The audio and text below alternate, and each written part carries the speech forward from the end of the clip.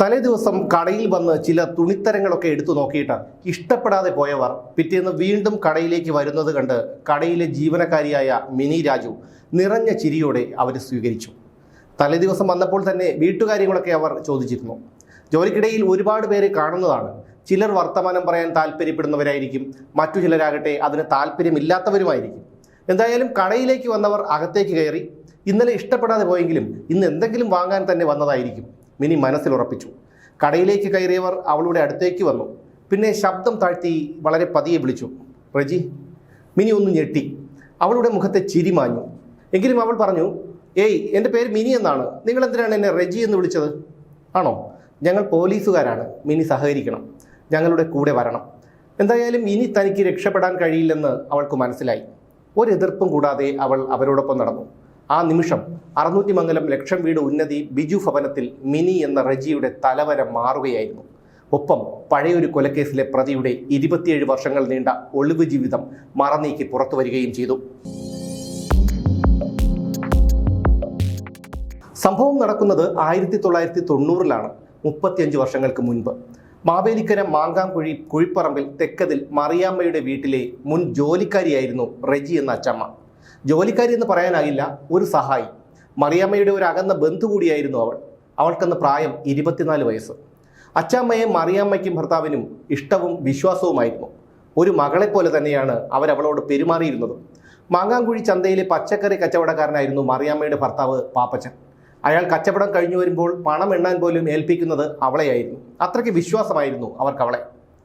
മറിയാമ്മയുടെ വീട്ടിൽ തന്നെയാണ് റെജി താമസിച്ചിരുന്നത്. എന്നാൽ അവളെ ചില അരുതാത്ത സാഹചര്യങ്ങളിൽ കണ്ടതു കാരണം സംഭവം നടക്കുന്നതിന് കുറച്ച് ദിവസങ്ങൾക്ക് മുൻപ് മറിയാമ്മ അവളെ ജോലിയിൽ നിന്ന് പറഞ്ഞു വിട്ടിരുന്നു. ഏതോ ഒരു നിമിഷത്തിൽ അവളുടെ മനസ്സിലേക്ക് ചെകുത്താൻ കയറി. മറിയാമ്മയുടെ ശരീരത്തിൽ കുറച്ച് സ്വർണ്ണമൊക്കെയുണ്ട്. അത് കിട്ടിയാൽ പിന്നെ ഈ അടുക്കളപ്പണിക്കൊന്നും നിൽക്കണ്ട, കുറേ പണം കയ്യിൽ വരും. അങ്ങനെ കിട്ടുന്ന പണം കൊണ്ട് എന്തൊക്കെ ചെയ്യണമെന്ന് അവൾ മനക്കോട്ട കെട്ടി.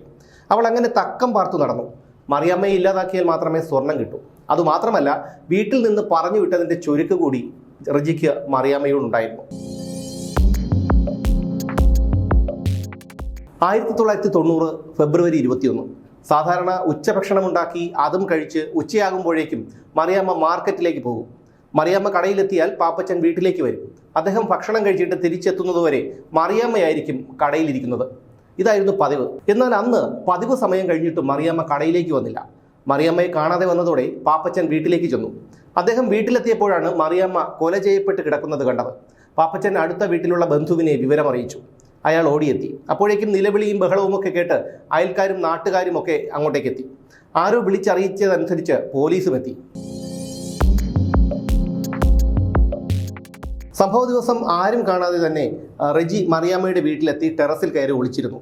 ഉച്ചയോടടുത്ത സമയം എന്തോ കാര്യത്തിനായി മറിയാമ്മ അയൽവക്കത്തെ വീട്ടിലേക്ക് പോയി. ഈ സമയം ടെറസിൽ ഒളിച്ചിരുന്ന റെജി താഴെ ഇറങ്ങി അടുക്കള വാതിൽ വഴി അകത്തേക്ക് കയറി. മറിയാമ്മ തിരിച്ചു വന്നപ്പോൾ അടുക്കളയിൽ നിന്ന് കൈക്കലാക്കിയ കറിക്കത്തി കൊണ്ട് അവരെ ആക്രമിച്ച് കൊലപ്പെടുത്തി. മറിയാമ്മയുടെ ചെവി അറുത്തുമാറ്റി അവരുടെ കമ്മലും കഴുത്തിൽ കിടന്ന 3.5 പവന്റെ താലിമാലയും റെജി മോഷ്ടിച്ചു. അവരുടെ ശരീരത്തിൽ 9-ലധികം കുത്തുകളുണ്ടായിരുന്നു. ഓടിയെത്തിയവർ കണ്ടത് നിലത്ത് ചോരയിൽ ചലനമറ്റ് കിടക്കുന്ന മറിയാമ്മയായിരുന്നു. അവരുടെ കഴുത്തിൽ ഒരു തോർത്ത് കൊണ്ടുകൊണ്ട് ചുറ്റിയിട്ടുണ്ടായിരുന്നു.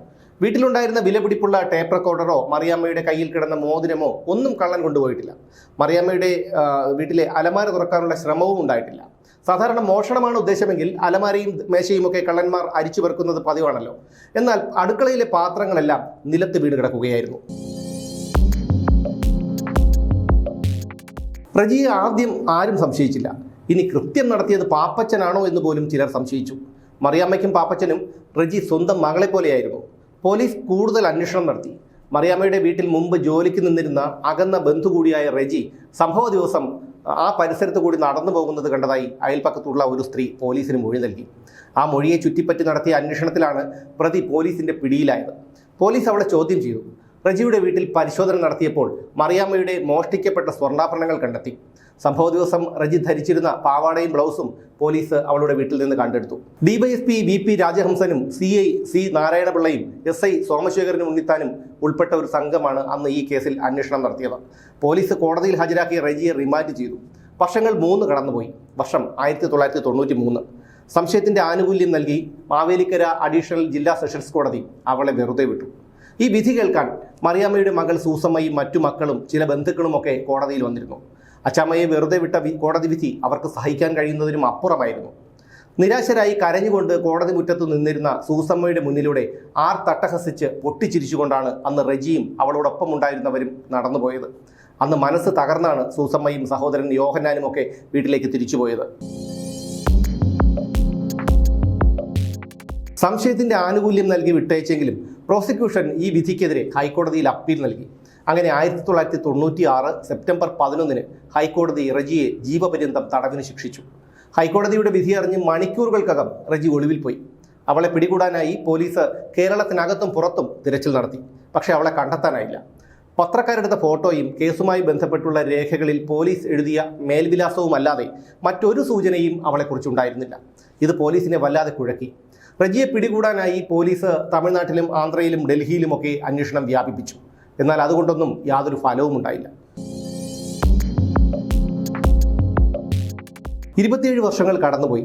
കൊലപാതകം നടന്നിട്ട് 33 വർഷവും ശിക്ഷ വിധിച്ചിട്ട് 27 വർഷവുമായ കേസിലെ പ്രതിയെ പിടികൂടണമെന്ന് Mavelikkara additional district and sessions കോടതി വാറണ്ട് പുറപ്പെടുവിച്ചു. ഇതോടെ ചെങ്ങന്നൂർ ഡിവൈഎസ്പി MK ബിനുകുമാറിന്റെ നേതൃത്വത്തിൽ Mavelikkara circle inspector Sreejith, senior civil police ഓഫീസർമാരായ ഉണ്ണികൃഷ്ണപിള്ള, മുഹമ്മദ് ഷഫീഖ്, അരുൺ ഭാസ്കർ എന്നിവരുൾപ്പെട്ട പ്രത്യേക അന്വേഷണ സംഘം രൂപീകരിച്ചു. ഇതോടെ അന്വേഷണം ചൂടുപിടിച്ചു. 27 വർഷങ്ങൾക്ക് മുൻപ് പത്രത്തിലെ വാർത്തയ്ക്കൊപ്പം വന്ന ഫോട്ടോയല്ലാതെ റെജിയുടെ പുതിയ ഫോട്ടോ പോലും പോലീസിന്റെ കയ്യിലില്ലായിരുന്നു. അവൾ ജീവിച്ചിരിപ്പുണ്ടോ അതോ മരിച്ചോ എന്ന് പോലും യാതൊരു ഉറപ്പുമില്ലാത്ത അവസ്ഥ. ഒരു തരത്തിൽ പറഞ്ഞാൽ ഇരുട്ടിൽ തപ്പുന്ന അവസ്ഥയിലായിരുന്നു അന്വേഷണ സംഘം. റെജി എത്തിപ്പെടാൻ സാധ്യതയുള്ള പലയിടങ്ങളിലും പോലീസ് അരിച്ചു പെറുക്കി അന്വേഷിച്ചു. ആ അന്വേഷണത്തിനിടയിലാണ് അവൾ ഒളിവിൽ പോകുന്നതിന് മുൻപ് കോട്ടയം ജില്ലയിലെ ഐമനത്തും ചുങ്കത്തുമൊക്കെയുള്ള ചില വീടുകളിൽ വീട്ടുജോലി ചെയ്തിരുന്നു എന്നറിഞ്ഞത്. ആ വീട്ടുകാരെ കണ്ടെത്തി അന്വേഷിച്ചപ്പോൾ ജോലിക്ക് നിന്നിരുന്ന സമയത്ത് റെജി ഇടയ്ക്കിടെ കേസിൻ്റെ ആവശ്യത്തിനായി കോടതിയിൽ പോകുകയാണെന്ന് പറഞ്ഞ് അവധിയെടുത്ത് പോകുമായിരുന്നു എന്നറിഞ്ഞു. എന്ത് കേസാണ്, ഏത് കോടതിയാണ് എന്നൊക്കെ വീട്ടുടമസ്ഥർ ചോദിച്ചു തുടങ്ങിയപ്പോൾ അവൾ ജോലി ഉപേക്ഷിച്ച് പോവുകയും ചെയ്തത്രേ. ഇതോടെ പോലീസ് ഉറപ്പിച്ചു അത് റെജി തന്നെയാണ്. ചിലരോട് അന്വേഷിച്ചപ്പോൾ റെജി ഗുജറാത്തിലോ ബോംബെയിലോ ആണെന്നാണ് പറഞ്ഞത്. മറ്റു ചിലർ പറഞ്ഞത് ഏതോ അനാഥാലയത്തിലാണെന്ന്. പക്ഷേ ഈ വിവരങ്ങൾക്കൊന്നിനും ഒരു വ്യക്തതയുണ്ടായിരുന്നില്ല. ഇതിനിടെ റെജി കോവിഡ് ബാധിച്ച് മരിച്ചെന്നുള്ള കിംവദന്തിയും ഉയർന്നു. ഇതിന്റെ സത്യാവസ്ഥ അറിയാനായി കോവിഡ് വാക്സിൻ എടുത്തവരുടെയും കോവിഡ് ബാധിച്ച് മരണമടഞ്ഞവരുടെയും വിവരങ്ങൾ പോലീസ് അരിച്ചുപെറുക്കി പരിശോധിച്ചു. അജ്ഞാത മൃതദേഹങ്ങളെക്കുറിച്ചും അന്വേഷിച്ചു. പക്ഷേ അക്കൂട്ടത്തിലൊന്നും റെജി ഉണ്ടായിരുന്നില്ല. ഊർജിതമായി അന്വേഷണം നടത്തുന്നതിനിടയിൽ പോലീസിന് മറ്റൊരു വിലപ്പെട്ട വിവരം കൂടി കിട്ടി. ചുങ്കത്തും ഐമനത്തുമൊക്കെയുള്ള വീടുകളിൽ നിന്ന് പണി മതിയാക്കിയതിനു ശേഷം റെജി തമിഴ്നാട്ടുകാരനായ ഒരാളെ വിവാഹം കഴിച്ച് അയാളുടെ നാട്ടിലേക്ക് പോയി എന്നായിരുന്നു ആ വിവരം. കോട്ടയം ജില്ലയുടെ പല ഭാഗങ്ങളിലും വീട്ടുജോലി ചെയ്തിരുന്ന അവൾ ആ സമയത്താണ് കെട്ടിട നിർമ്മാണ തൊഴിലാളിയായ ഒരു തമിഴ്നാട്ടുകാരനുമായി പ്രണയത്തിലാകുന്നത്. തമിഴ്നാട്ടിലെ മാർത്താണ്ഡം സ്വദേശിയായിരുന്നു അയാൾ. ഇടയ്ക്ക് അവളുടെ ഭർത്താവ് വിദേശത്തും ജോലി നോക്കിയിരുന്നു. ഒളിവിൽ പോയതിനു ശേഷം അവൾ നാട്ടുകാരുമായോ ബന്ധുക്കളുമായോ സുഹൃത്തുക്കളുമായോ യാതൊരു തരത്തിലുള്ള ബന്ധവും പുലർത്തിയിരുന്നില്ല. 1999 റെജി തമിഴ്നാട്ടുകാരനെ വിവാഹം കഴിക്കുന്നത്. കുറച്ചുകാലം തമിഴ്നാട്ടിൽ തന്നെയുള്ള തക്കലയിൽ ഇവർ താമസിച്ചു. പിന്നീട് കോതമംഗലത്ത് വന്നു. അവിടെ പല്ലാരിമംഗലം പഞ്ചായത്തിലെ അടിവാട് എന്ന സ്ഥലത്തെത്തി. അവിടെ ഒരു വാടക വീട്ടിൽ താമസം തുടങ്ങി. ഇതിനിടെ അവൾ 2 ആൺമക്കളുടെ അമ്മയായി കഴിഞ്ഞിരുന്നു. താമസം തുടങ്ങിയപ്പോൾ തന്നെ മിനി രാജു എന്ന പേരിൽ തിരിച്ചറിയൽ കാർഡും മറ്റും അവൾ ഉണ്ടാക്കിയിരുന്നു. കുറച്ച് വർഷങ്ങൾക്കു ശേഷം ചെമ്പഴ പള്ളിക്കടുത്ത് കുറച്ച് സ്ഥലം വാങ്ങിയ റെജി പഞ്ചായത്തിൻ്റെ ഭവന പദ്ധതിയിലൂടെ ഒരു വീടും സ്വന്തമാക്കി. 2 ആൺമക്കളെയും പഠിപ്പിച്ച് ഒരു കര പറ്റിച്ചു. മൂത്ത മകൻ നാവികസേനയിൽ ഉദ്യോഗസ്ഥനാണ്. ഇളയവൻ കാനഡയിൽ വിദ്യാർത്ഥിയും. അവന് വിദേശത്ത് പഠിക്കാനായി നാട്ടുകാരിൽ ചിലരൊക്കെ സഹായിച്ചു. ആ പ്രദേശത്തുള്ള പല സ്ഥാപനങ്ങളിലും വീടുകളിലും അവൾ ജോലി ചെയ്തു. അടിപാടുള്ള ആ തുണിക്കടയിൽ സെയിൽസ് ഗേളായി ജോലിക്കെത്തിയിട്ട് 5 കൊല്ലമായിരുന്നു. പക്ഷേ ഇങ്ങനെയൊക്കെയാണെങ്കിലും തൻ്റെ പൂർവ്വകാലം ആരും അറിയാതിരിക്കാൻ അവൾ പ്രത്യേകം ശ്രദ്ധിച്ചു. ഒടുവിൽ പോലീസിൻ്റെ അന്വേഷണം റെജിയിലേക്കെത്തി. അവൾ കുടുംബസമേതം അടിവാടിൽ കാട് വെട്ടിവിളെ മിനി രാജു എന്ന വ്യാജപ്പേരിൽ താമസിക്കുന്നതായി പോലീസ് കണ്ടെത്തി. തക്കലയിൽ നടത്തിയ അന്വേഷണമാണ് റെജിയെ പിടികൂടുന്നതിൽ നിർണായകമായത്. ഒരു അടുത്ത ബന്ധുവിൽ നിന്ന് റെജിയുടെ മൊബൈൽ നമ്പർ പോലീസിന് കിട്ടി. ഈ നമ്പർ വെച്ച് നടത്തിയ അന്വേഷണത്തിൽ സ്വകാര്യ ടെലികോം കമ്പനിയിൽ നിന്ന് റെജിയുടെ പുതിയ മേൽവിലാസവും ഫോട്ടോയും കിട്ടി. പോത്താനിക്കാട് പോലീസിന്റെ സഹായത്തോടെ പ്രത്യേക അന്വേഷണ സംഘം റെജിയുടെ ഫോണിന്റെ ടവർ ലൊക്കേഷൻ പിന്തുടർന്ന് അവൾ ജോലി ചെയ്യുന്ന തുണിക്കടയിലെത്തുകയായിരുന്നു. ആദ്യത്തെ ദിവസം സാരി വാങ്ങാനെന്ന വ്യാജേന എത്തി തങ്ങൾ അന്വേഷിക്കുന്ന ആൾ റെജി തന്നെയാണെന്ന് ഉറപ്പിച്ചു. പിറ്റേന്ന് എത്തി പിടികൂടുകയും ചെയ്തു. അടിവാട് താമസമാക്കിയ റെജി നാട്ടുകാരുമായി പെട്ടെന്ന് തന്നെ പരിചയത്തിലായി. എല്ലാവരോടും വളരെ നന്നായി ഇടപെട്ടു. പെട്ടെന്ന് തന്നെ അവൾ നാട്ടുകാരുടെ വിശ്വാസം നേടിയെടുത്തു. ആ വിശ്വാസത്തിൻ്റെ പിൻബലത്തിൽ മാസച്ചിട്ടി തുടങ്ങി. താൻ കോട്ടയത്തെ ഒരു സമ്പന്ന കുടുംബത്തിലെ അംഗമാണെന്നും തമിഴ്നാട്ടുകാരനെ പ്രണയിച്ച് വിവാഹം കഴിച്ചതിൻ്റെ പേരിൽ വീട്ടുകാരുമായി പിണങ്ങിയെന്നും ഇപ്പോൾ അവരുമായി യാതൊരു അടുപ്പവുമില്ലെന്നുമാണ് അവൾ എല്ലാവരോടും പറഞ്ഞു നടന്നിരുന്നത്. ഭർത്താവിനും മക്കൾക്കും പോലും മിനിയുടെ ഭൂതകാലത്തെക്കുറിച്ച് അറിയില്ലായിരുന്നു. റജിയുടെ അമ്മ മരിച്ചതിന് ശേഷം അവളുടെ അപ്പൻ മറ്റൊരു സ്ത്രീയോടൊപ്പം താമസമാക്കി. റജിയുടെ മൂത്ത സഹോദരിയായിരുന്നു ആദ്യം മറിയാമ്മയുടെ വീട്ടിൽ സഹായിയായി നിന്നിരുന്നത്. റജിയുടെ ചേച്ചിയെ കല്യാണം കഴിപ്പിച്ചയച്ചത് പാപ്പച്ചനും മറിയാമ്മയും ഒക്കെ കൂടി ചേർന്നായിരുന്നു. ചേച്ചി കല്യാണം കഴിഞ്ഞ് പോയതോടെയാണ് റജി മറിയാമ്മയുടെ വീട്ടിൽ എത്തുന്നത്. യഥാർത്ഥത്തിൽ മറിയാമ്മയുടെ വീട്ടിൽ ഒരു സഹായിയുടെ ആവശ്യമൊന്നുമില്ലായിരുന്നു. പിന്നെ അമ്മയില്ലാത്ത കുട്ടിയല്ലേ, അവൾക്കൊരു സഹായമായിക്കോട്ടെ എന്ന് കരുതിയാണ് വീട്ടിൽ നിർത്തിയത്. അവളെ ടൈപ്പ് റൈറ്റിംഗ് പഠിപ്പിക്കാൻ വിട്ടത് മറിയാമ്മയായിരുന്നു. ആ സമയത്ത് മറിയാമ്മയുടെ ആൺമക്കൾ വിദേശത്തായിരുന്നു. അങ്ങനെ ഇരിക്കെ ഒരു ദിവസം ഏതോ ഒരു മോശപ്പെട്ട സാഹചര്യത്തിൽ മറിയാമ്മ റജിയെ കണ്ടു. ഇനി അവളെ കൂടെ നിർത്തിയാൽ തങ്ങൾക്ക് കൂടി ചീത്തപ്പേരാകുമെന്ന് അവർക്ക് തോന്നി.